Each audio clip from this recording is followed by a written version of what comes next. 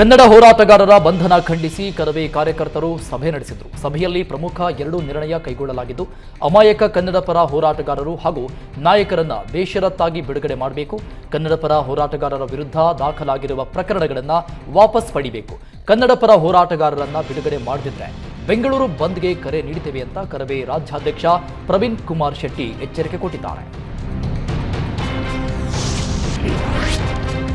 ಕರವೇ ರಾಜ್ಯಾಧ್ಯಕ್ಷ ನಾರಾಯಣಗೌಡ ಬಂಧನಕ್ಕೆ ನಾರಾಯಣಗೌಡ ತಾಯಿ ಗೌರಮ್ಮ ಬೇಸರ ವ್ಯಕ್ತಪಡಿಸಿದ್ದಾರೆ. ಮಗನನ್ನ ಕೂಡಲೇ ಜೈಲಿಂದ ಬಿಡುಗಡೆಗೊಳಿಸುವಂತೆ ಒತ್ತಾಯಿಸಿದ್ದಾರೆ. ಮಗನನ್ನ ಕೂಡಲೇ ಬಿಡುಗಡೆ ಮಾಡ್ತಿದ್ರೆ ಅನ್ನ ನೀರು ಬಿಟ್ಟು ಪ್ರಾಣ ಕಳೆದುಕೊಳ್ತೇವೆ. ಇದಕ್ಕೆ ಸಿಎಂ ಸಿದ್ದರಾಮಯ್ಯ, ಡಿಸಿಎಂ ಡಿಕೆ ಶಿವಕುಮಾರ್ ನೇರ ಹೊಣೆ ಅಂತ ತಾಯಿ ಗೌರಮ್ಮ ಎಚ್ಚರಿಕೆ ಕೊಟ್ಟಿದ್ದಾರೆ. ಕನ್ನಡಕ್ಕಾಗಿ ಹೋರಾಡಿದ ಮಗನಿಗೆ ಸರ್ಕಾರ ದೊಡ್ಡ ಬಹುಮಾನ ಕೊಟ್ಟಿದೆ ಅಂತ ಗೌರಮ್ಮ ಬೇಸರ ವ್ಯಕ್ತಪಡಿಸಿದರು. ಮಗನ ಆರೋಗ್ಯ ಸರಿಯಿಲ್ಲ, ಆತನಿಗೆ ಏನಾದರೂ ಆದ್ರೆ ನಾವು ಅನ್ನ ನೀರು ಬಿಟ್ಟು ಸಿಎಂ ಮನೆ ಮುಂದೆ ಧರಣಿ ಮಾಡ್ತೇವೆ ಅಂತ ಹೇಳಿದ್ದಾರೆ.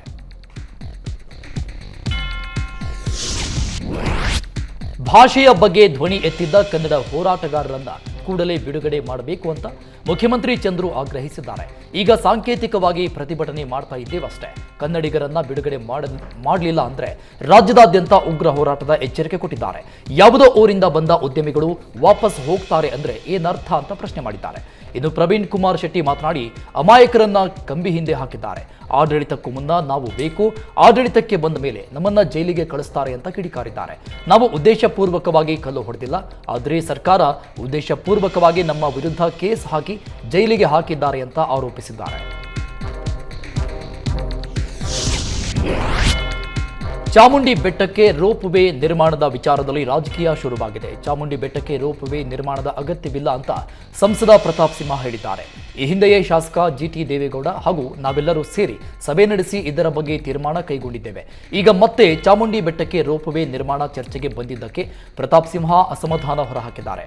ನಂದಿ ಬೆಟ್ಟಕ್ಕೆ ಹೋಗಬೇಕಾದ್ರೆ ರೋಪ್ ವೇ ನಿರ್ಮಾಣ ಮಾಡಿಕೊಳ್ಳಲಿ, ಆದರೆ ಚಾಮುಂಡಿ ಬೆಟ್ಟಕ್ಕೆ ರೋಪ್ ವೇ ಬೇಡ ಅಂತಿದ್ದಾರೆ. ಚಾಮುಂಡಿ ಬೆಟ್ಟ ಪ್ರೇಕ್ಷಣೀಯ ಸ್ಥಳವಲ್ಲ, ಧಾರ್ಮಿಕ ತಾಣವಾಗಿದೆ. ಚಾಮುಂಡಿ ಬೆಟ್ಟಕ್ಕೆ ಭಕ್ತಿ ಭಾವದಿಂದ ಹೋಗಬೇಕು. ಚಾಮುಂಡಿ ಬೆಟ್ಟ ರೋಪ್ ವೇನಲ್ಲಿ ಹೋಗಿ ನೋಡುವಂತಹ ಸ್ಥಳ ಅಲ್ಲ. ಆದ್ರಿಂದ ರೋಪ್ ವೇಯನ್ನ ನಾವು ವಿರೋಧ ಮಾಡ್ತೇವೆ ಅಂತ ಪ್ರತಾಪ್ ಸಿಂಹ ಹೇಳಿದ್ದಾರೆ.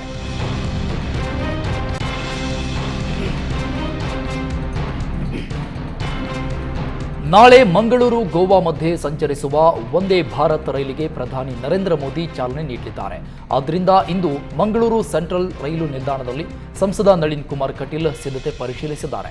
ಬಿಜೆಪಿ ಶಾಸಕ ವೇದವ್ಯಾಸ್ ಕಾಮತ್ ಹಾಗೂ ಅಧಿಕಾರಿಗಳ ಜೊತೆ ಪರಿಶೀಲನೆ ನಡೆಸಿ ಕಟೀಲ್ ವಂದೇ ಭಾರತ್ ರೈಲು ಮತ್ತು ಉದ್ಘಾಟನಾ ಕಾರ್ಯಕ್ರಮದ ತಯಾರಿ ಪರಿಶೀಲಿಸಿದರು. ಪ್ರಧಾನಿ ನರೇಂದ್ರ ಮೋದಿ ವಿಡಿಯೋ ಕಾನ್ಫರೆನ್ಸ್ ಮೂಲಕ ಚಾಲನೆ ಕೊಡಲಿದ್ದಾರೆ. ರೈಲು ಆರಂಭಿಕ ಸಂಚಾರಕ್ಕೆ ದಕ್ಷಿಣ ರೈಲ್ವೆ ವಲಯದಿಂದ ಸಕಲ ಸಿದ್ಧತೆ ನಡೆಸಿದೆ. ಮಂಗಳೂರಿಂದ ಗೋವಾಗೆ ಓಡಲಿರುವ ಸೂಪರ್ ಫಾಸ್ಟ್ ವಂದೇ ಭಾರತ್ ರೈಲು ಇದಾಗಿದ್ದು, ನಾಳೆಯಿಂದ ಗೋವಾದ ಮಡ್ಗಾಂವ್ಗೆ ವಂದೇ ಭಾರತ್ ರೈಲು ಸಂಚರಿಸಲಿದೆ. ಮಂಗಳೂರಿಂದ ಕೇವಲ 4.15 ಗಂಟೆಯಲ್ಲಿ ಗೋವಾ ತಲುಪಲಿದೆ. ಒಂದು ದಿನದ ಗೋವಾ ಪ್ರಯಾಣಕ್ಕೆ ನೆರವಾಗಲಿದೆ. ಕರ್ನಾಟಕಕ್ಕೆ 4ನೇ ವಂದೇ ಭಾರತ್ ರೈಲು ಸಂಚಾರ ಇದಾಗಿದೆ.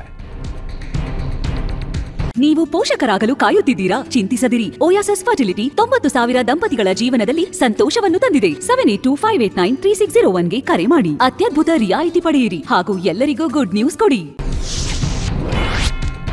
ಅತಿಥಿ ಉಪನ್ಯಾಸಕರ ಸತತ ಹೋರಾಟಕ್ಕೆ ಕೊನೆಗೂ ಜಯ ಸಿಕ್ಕಂತಾಗಿದೆ. ಅತಿಥಿ ಉಪನ್ಯಾಸಕರಿಗೆ ವೇತನ ಹೆಚ್ಚಿಸಲಾಗಿದೆ ಅಂತ ಎಂಸಿ ಸುಧಾಕರ್ ತಿಳಿಸಿದ್ದಾರೆ.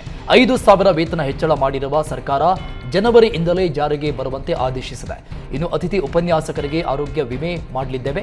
ಮುಂದಿನ ದಿನಗಳಲ್ಲಿ ಸಹಾಯಕ ಪ್ರಾಧ್ಯಾಪಕರನ್ನ ನೇಮಕ ಮಾಡಿಕೊಳ್ಳಲಾಗುತ್ತದೆ ಅಂತ ಸಚಿವರು ಭರವಸೆ ಕೊಟ್ಟಿದ್ದಾರೆ.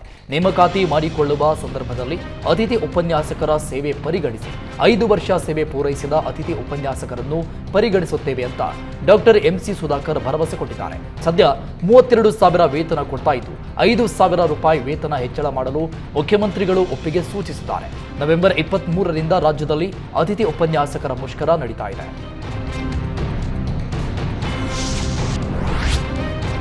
ಹಣ ಡಬಲ್ ಮಾಡೋದಾಗಿ 25 ಲಕ್ಷ ವಂಚಿಸಿ ಪರಾರಿಯಾದ ಗ್ಯಾಂಗ್ ಅನ್ನ ಪೊಲೀಸರು ಅರೆಸ್ಟ್ ಮಾಡಿದ್ದಾರೆ. ಕಾಕತಿ ಪೊಲೀಸರಿಂದ 6 ಜನ ಖತರ್ನಾಕ್ ಖದೀಮರನ್ನ ಬಂಧಿಸಲಾಗಿದೆ.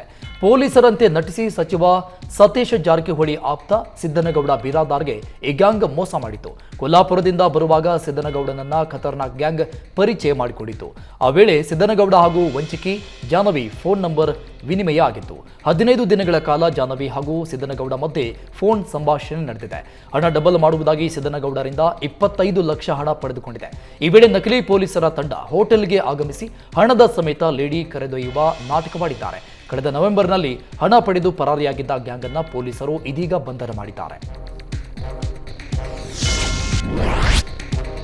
ಡಿಸೆಂಬರ್ 31ರಂದು ಬೆಂಗಳೂರು ಮೈಸೂರು ದಶಪಥ ಹೆದ್ದಾರಿಯಲ್ಲಿ ವಿಶೇಷ ಕಾರ್ಯಾಚರಣೆ ನಡೆಸಲು ರಾಮನಗರ ಪೊಲೀಸರು ಸಿದ್ಧತೆ ಮಾಡಿಕೊಂಡಿದ್ದಾರೆ. ಹೆದ್ದಾರಿಯಲ್ಲಿ ಚೆಕ್ ಪೋಸ್ಟ್ ನಿರ್ಮಿಸಿ ತೀವ್ರ ತಪಾಸಣೆ ನಡೆಸುವಾಗ ರಾಮನಗರ ಎಸ್ಪಿ ಕಾರ್ತಿಕ್ ರೆಡ್ಡಿ ಹೇಳಿದ್ದಾರೆ.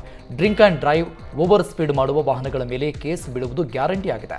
ವರ್ಷಾಚರಣೆ ನೆಪದಲ್ಲಿ ಅತಿರೇಕದ ವರ್ತನೆ ಮಾಡಿದರೆ ಕ್ರಮ ಕೈಗೊಳ್ಳುವುದಾಗಿ ರಾಮನಗರ ಎಸ್ಪಿ ಕಾರ್ತಿಕ್ ರೆಡ್ಡಿ ಎಚ್ಚರಿಕೆ ಕೊಟ್ಟಿದ್ದಾರೆ. ಇನ್ನು ಕುಡಿದು ವಾಹನ ಚಾಲನೆ ಮಾಡದಂತೆ ರಾಮನಗರ ಎಸ್ಪಿ ಕಾರ್ತಿಕ್ ರೆಡ್ಡಿ ಮನವಿ ಮಾಡಿಕೊಂಡಿದ್ದಾರೆ. ಲೋಕಸಭೆ ಚುನಾವಣೆಗೆ ರಾಷ್ಟ್ರೀಯ ಪಕ್ಷಗಳು ರಣತಂತ್ರ ರೂಪಿಸ್ತಾ ಇವೆ. ಅದರಲ್ಲೂ ಮಂಡ್ಯದಲ್ಲಿ ಲೋಕಸಮರದ ತಯಾರಿ ಭರ್ಜರಿಯಾಗಿಯೇ ನಡೀತಾ ಇದೆ. ವಿಧಾನಸಭೆ ಚುನಾವಣೆ ಸೇಡು ತೀರಿಸಿಕೊಳ್ಳಲು ಕಮಲ ತೆನೆ ನಾಯಕರು ಪ್ಲಾನ್ ರೂಪಿಸ್ತಾ ಇದ್ದಾರೆ. ಅಧಿಕಾರದಲ್ಲಿರುವ ಕಾಂಗ್ರೆಸ್ಗೆ ಟಕ್ಕರ್ ಕೊಡಲು ಪ್ರಬಲ ನಾಯಕರನ್ನ ಅಖಾಡಕ್ಕೆ ಇಳಿಸಲಿದ್ದಾರೆ. ದೇವೇಗೌಡ ಕುಟುಂಬಸ್ಥರನ್ನೇ ಮಂಡ್ಯ ಅಭ್ಯರ್ಥಿಯಾಗಿಸಲು ಕೇಸರಿ ಪಡೆ ಒತ್ತಾಯಿಸಿದೆಯಂತೆ. ಇತ್ತೀಚೆಗೆ ನಿಖಿಲ್ ಸ್ಪರ್ಧೆಗೆ ಒತ್ತಾಯ ಕೇಳಿ ಬರ್ತಾ ಇದೆ ಅಂತ ಎಚ್.ಡಿ. ಕುಮಾರಸ್ವಾಮಿ ಹೇಳಿದರು. ಮತ್ತೊಂದೆಡೆ ಮಂಡ್ಯ ಭಾಗದಲ್ಲಿ ಕುಮಾರಸ್ವಾಮಿ ಹೆಚ್ಚೆಚ್ಚು ಓಡಾಡ್ತಾ ಇದ್ದಾರೆ. ಕಾರ್ಯಕರ್ತರ ಮದುವೆ, ಗೃಹ ಪ್ರವೇಶ, ದೇಗುಲ ಉದ್ಘಾಟನೆ ಸೇರಿದಂತೆ ಹಲವು ಕಾರ್ಯಕ್ರಮಗಳಲ್ಲಿ ಭಾಗಿಯಾಗ್ತಾ ಇದ್ದಾರೆ. ಆ ಮೂಲಕ ಮಂಡ್ಯ ಕ್ಷೇತ್ರವನ್ನ ಪ್ರತಿಷ್ಠೆಯಾಗಿ ಕುಮಾರಸ್ವಾಮಿ ಸ್ವೀಕರಿಸಿದ್ದಾರೆ. ಪುತ್ರ ಸೋತ ಜಾಗದಲ್ಲೇ ಗೆಲುವು ಸಾಧಿಸಲು ಕುಮಾರಸ್ವಾಮಿ ಪಣ ತೊಟ್ಟಿದ್ದಾರೆ. ಈ ಬೆಳವಣಿಗೆ ನಡುವೆ ನಿಖಿಲ್ ಸ್ಪರ್ಧೆ ಮಾಡುವಂತೆ ಮಂಡ್ಯ ನಾಯಕರು ಆಹ್ವಾನ ಕೊಟ್ಟಿದ್ರು. ನಿಖಿಲ್ ಬರದಿದ್ರೆ ಕುಮಾರಸ್ವಾಮಿಯವರೇ ಕಣಕ್ಕಿಳಿಬೇಕು ಅಂತ ಆಗ್ರಹ ಹೆಚ್ಚಾಗಿದೆ.